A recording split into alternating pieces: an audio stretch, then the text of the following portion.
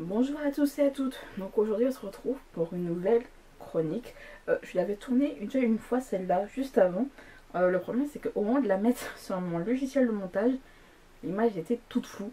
Alors qu'on vous dire que ça m'embête un peu de devoir la recommencer. C'est un truc que j'aime pas spécialement faire, mais bon, quand on n'a pas le choix, on n'a pas le choix. Aujourd'hui je viens vous parler du premier tome de Gardez l'œil ouvert, le tome 1. 15 histoires de disparition mystérieuse par Victoria Shelton. Alors c'est aux éditions de l'Homme pour l'édition québécoise et c'est chez Pocket pour la version française.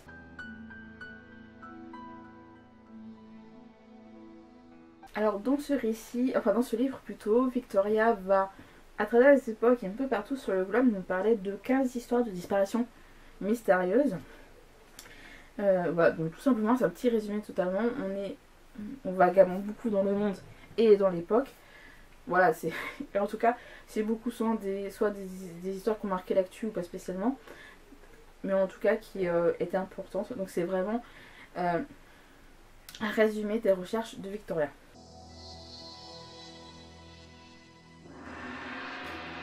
C'est la fête des années que je suis Victoria via sa chaîne. Alors combien de temps je ne sais pas, parce que je ne me rends plus trop compte du temps qui passe pour ce genre de choses. Évidemment, j'étais au courant qu'elle sortait sa trilogie Gardez l'œil ouvert. Et j'ai profité donc de mon abonnement Audible pour l'écouter. C'est pour ça que je ne l'ai pas en physique actuellement. Et évidemment, j'ai profité pour prendre les deux autres. J'ai pu les titres, je crois, c'est 10 histoires de. Je sais plus. Je vais vous mettre les couvertures dans tous les cas. Mais en tout cas, j'ai beaucoup aimé cette lecture audio. Mais je vais vous développer tout ça pour que vous voyez un petit peu mon avis. Comme je disais, on voyage un peu au travers du globe. C'est-à-dire que là où beaucoup vont peut-être beaucoup se concentrer majoritairement aux États-Unis, là j'ai senti qu'on voyageait vraiment partout dans le monde. Aussi bien aux États-Unis, il y a eu un chapitre sur le Mexique, il y a en Angleterre, France, Australie. J'ai plus d'autres pays qui me viennent en tête. Mais même s'il y a pas mal d'affaires qui ont lieu aux États-Unis, je crois même qu'il y a au Canada, moi ça me va. En fait, si c'était concentré à 90% du temps aux États-Unis, ça m'aurait vite saoulé et j'aurais arrêté. Alors oui, les États-Unis, je peux comprendre que c'est des affaires, je sais pas comment vous l'expliquer, ou vraiment des trucs démesurés. Mais oui, il n'y a pas qu'aux États-Unis où il y a des disparitions mystérieuses. Mais en tout cas, moi j'ai bien aimé voyager, entre guillemets, et de voir comment certaines affaires peuvent être traitées peut-être d'un pays à un autre et d'une époque à une autre. Comme je disais, Victoria a beaucoup séparé les époques, il y a tout ce qui est années 70-80 comme après 2000. Ça permet vraiment, je pense, de dire que les disparitions mystérieuses ont toujours existé et que c'est pas prêt de s'arrêter. C'est vraiment quelque chose qui est malheureux à dire. Mais en tout cas, c'est une réalité qu'il ne faut pas oublier. C'est que même des affaires qui sont passées genre courant des années 2010 ne sont toujours pas résolues, comme des affaires qui ont eu lieu dans les années 70-80. Victoria donnait parfois son point de vue. Je pense pour nous pousser dans la réflexion en disant par exemple, pour tel ou tel détail, comment ça se fait que par exemple il y avait une affaire de disparition qui a eu lieu sur une croisière. Comment une personne peut disparaître sur une croisière. Et comme elle dit, c'est comment ça se fait qu'on arrive à localiser sa trace jusqu'à tel endroit, puis après plus rien. C'est pas normal. En effet. Et on parle même pas là d'un membre d'équipage. On parle vraiment de quelqu'un, d'une mère de famille, qui vient juste passer du bon temps plutôt, un bon moment aussi, avec ses enfants. Donc comment elle a pu disparaître? On ne trouve pas son corps. On parle d'un bateau, je veux dire, à moins faire le bateau de long en large en travers. Si tu trouves pas le corps, tu dis, il n'y a qu'une option, c'est que la personne est morte et son corps était balancé à l'eau. Or, je crois même qu'il y a eu des recherches plus en détail dans l'eau, en tout cas par rapport au passage du bateau. Mais toi tu trouves pas de corps, on me pose des questions. Donc j'aime bien le fait que Victoria, en effet, comment ça se fait que ceci, cela, machin, ça pousse un peu à la réflexion. Il y a des affaires que je connaissais déjà, j'en ai deux en détail. Une que je l'ai découvert via Feldup, c'est l'affaire Andrew Gosden. Un jeune qui habitait en Angleterre, qui un matin fait croire à ses parents qu'il va au collège. En fait, il y va pas. Il rentre chez lui, il se change. Et il part voir un concert à Londres. Et en fait, il n'est jamais revenu. Et c'est ce que je disais par exemple pour l'affection que Victoria nous donne, c'est que c'est fameux ce truc où Andrew est parti avec sa PSP mais pas avec le chargeur. Si tu pars sans revenir, tu prends le chargeur. Voilà, c'est comme des trucs comme ça que je connaissais je parlais que Victoria a donné son point de vue. Il y a une autre affaire, c'était sur la chaîne Vision. Un petit qui a disparu, en fait les parents étaient séparés je crois, ou en tout cas la mère a pris son enfant et sont partis. La mère on la retrouve morte dans un motel. Le petit il a disparu, par contre le petit n'y est pas. Aujourd'hui on sait pas où est le gamin en fait. C'est là quand on parle de disparition mystérieuse, oui, il est où le gamin? Si la mère a enlevé, elle en a fait quoi? Elle l'a revendu à des gens malhonnêtes, enfin. Ça c'était deux histoires que j'avais découvertes donc grâce à Fed Up et Vision. Mais ce que j'ai bien aimé par exemple là, c'est que vu que vraiment Victoria elle a vraiment balayé en long, en large, en travers dans ses recherches, ça m'a permis d'avoir une version de l'histoire plus complexe, plus complète, et d'avoir un autre point de vue sur l'affaire. Moi j'ai beaucoup aimé, parce que on se rend compte que oui en fait, en surface, Andrew Gozen est parti pour un aller sans retour, alors qu'un billet de train aller-retour lui coûtait moins cher qu'un aller simple. Ok, ses parents lui mettaient régulièrement de l'argent sur son compte, il n'y a pas touché. En gros, on se posait aussi des questions. C'est un truc qui est intéressant. Pour la disparition, je parle notamment de jeunes. On avait eu, je parlais de la cas en France. Ouais, je sais, il y a Antoine qui se fait sa petite toilette. On a eu des jeunes, par exemple Lina qui a disparu, bon paix à son âme parce qu'on sait qu'on l'a retrouvée. Pas en vie malheureusement. Et le petit également, Santiago, qui a été ce nouveau-né, ses parents sont enfuis de la maternité, ils ont été retrouvés aux Pays-Bas, le petit était vraiment enfin, il avait besoin de soins et tout. Ces affaires qui ont été très médiatisées. Mais on se rend compte que même des fois, il y a d'autres affaires de disparition mystérieuse et très inquiétantes qui ne font pas autant l'objet d'intention.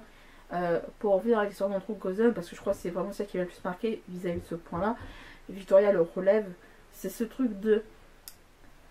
Il y a eu un autre jeune, à peu près dans la même tranche d'âge qu'Andrew, qui a disparu plus ou moins en même temps, dans la même période à peu près.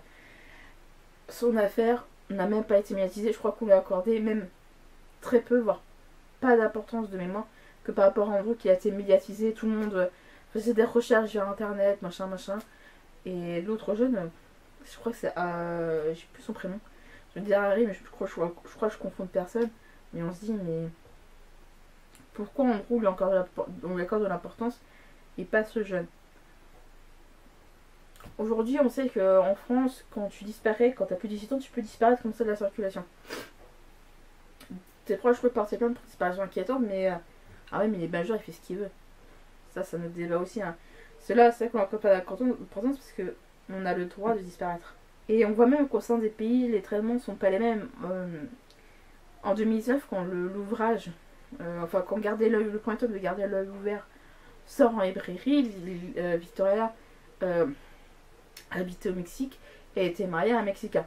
Je dis bien au passé parce que je sais plus si elle est revenue au Canada ou aux US, mais bon, elle est revenue je crois au Canada et elle est mariée à un autre homme que son ex-conjoint. Et elle avait dit à son conjoint mexicain, est-ce que tu connais une histoire de disparition mystérieuse qui a fait en gros la une des journaux au Mexique? Et son conjoint lui dit que non. Elle fait le tour de ses proches, enfin de ceux qui écoutaient régulièrement au Mexique, et pareil, il n'y avait rien de marquant. Elle fait j'ai un oncle qui a disparu, mais ouais, sans plus et tout. Et en fait, il y a beaucoup de disparitions au Mexique, mais c'est ce que je disais, c'est que... Et des jeunes femmes qui disparaissent au Mexique, il y en a pas mal, c'est ce que disait Victoria. Mais elle a dit, quand c'est des jeunes femmes qui vivent dans des quartiers pauvres et tout, elle dit, en fait, elles sont souvent considérées comme des... je sais pas, des filles faciles, mais malheureusement, c'est ça. Et non, mais en fait... voilà, elles disparaissent, mais je veux dire, il n'y a rien qui est fait, enfin, il y a beaucoup de corruption et tout. C'était un chapitre qui était vraiment intéressant, le chapitre sur le Mexique, parce que je suis persuadée que c'est valable dans beaucoup d'autres pays dans le monde et pas qu'au Mexique. Mais comme elle dit, c'est un pays très misogyne, hein, le Mexique, ce qu'elle disait. Je sais plus exactement les propos qu'elle a eu, mais moi ça m'a marqué en fait. C'est les premiers à se battre, je crois, pour les droits des femmes. Et Dark, ça, je sais plus comment la formuler, mais genre, le Mexique fait tout pour les droits des femmes, mais c'est un pays qui est très misogyne. J'ai plus les termes exacts, mais ça ressemblait un peu à ça, je crois. Et ça m'a beaucoup marqué. Je me dis, mais c'est lunaire, quoi, en fait, comme situation. Et je pense que c'est un peu des cas comme ça, c'est que en effet, les disparitions ne vont pas être traitées pareil dans les pays riches, comme en Europe, Europe de l'Ouest, et comme dans les pays d'Amérique latine ou autres. Parce qu'à ce côté, comme on dit, vu que c'est des filles faciles, bah il y a ce côté préjugé derrière, bah c'est pas ça pour tout le monde. Alors, en tout cas, c'est vrai que j'ai pas vu le temps passer. C'était une période, je l'écoutais beaucoup à une période où c'est quand j'allais au boulot. Des fois, j'arrivais même en avance, donc je me permettais de l'écouter, ce livre. J'arrive genre avec une demi-heure d'avance, donc je peux me permettre de lire pendant encore une demi-heure. Évidemment, j'avance, et des fois, ça m'est même arrivé que d'avoir une demi-heure de marche, enfin de trajet. Je prenais souvent il y a quelqu'un qui me disait un point B, un point B pour le boulot. Je prenais le tramway et après, je faisais genre 10 minutes de marche, quoi. Donc, j'avais en tout pour une demi-heure de trajet. Donc évidemment tu dis une demi-heure d'écoute x 5. Donc une demi-heure, ouais, ça fait 1 heure. 2 heures, 2h30. Tu vois, sur 12 heures, ça fait beaucoup quand même à la fin. Et en effet, j'ai pas eu la sensation de voir les différentes affaires passer. Parce que je crois qu'on est tellement à fond dedans. J'étais tellement à fond dedans que je voyais plus le temps passer. Il y avait un soir, j'avais terminé Je suis ta nuit de Loïc Le Borgne, je crois, où je venais de le terminer. J'étais trop crevée pour lire, j'ai dû me le terminer. Et en fait, je me souviens que je venais de terminer un chapitre. Et là, au lieu d'entendre chapitre un tel, j'entends conclusion. Oh putain, j'ai déjà fini. Et en fait, ça avançait tellement bien que je me rendais pas compte que j'ai déjà arrivé à la fin. Je crois que c'est vraiment un des gros points forts de Victoria. Tout ce qui est storytelling, c'est un vrai plus pour le coup. Parce que la manière dont... Parce que moi, comme je dis, j'ai écouté la version audio et c'est une version qui a été lue par Victoria. Donc moi, je trouve que j'aime bien quand c'est l'auteur qui lit son ouvrage. Dans des cas comme ça, j'avais fait la même remarque pour Max Skies avec Tremblay. Ce truc où, vu que c'est eux qui racontent, bah, tu sais leur manière de raconter. Donc évidemment, je pense qu'il y a ce côté où t'es rassuré, c'est pas... ouais, tu sais que c'est leur bébé de A à Z. The Priory of Zion holds the great secret. Ma chronique sur Garder l'œil ouvert, le tome 1, 15 histoires de disparition mystérieuse est terminée. J'espère qu'elle vous a plu. N'hésitez pas à me dire si celui vous tente ou si vous l'avez déjà lu.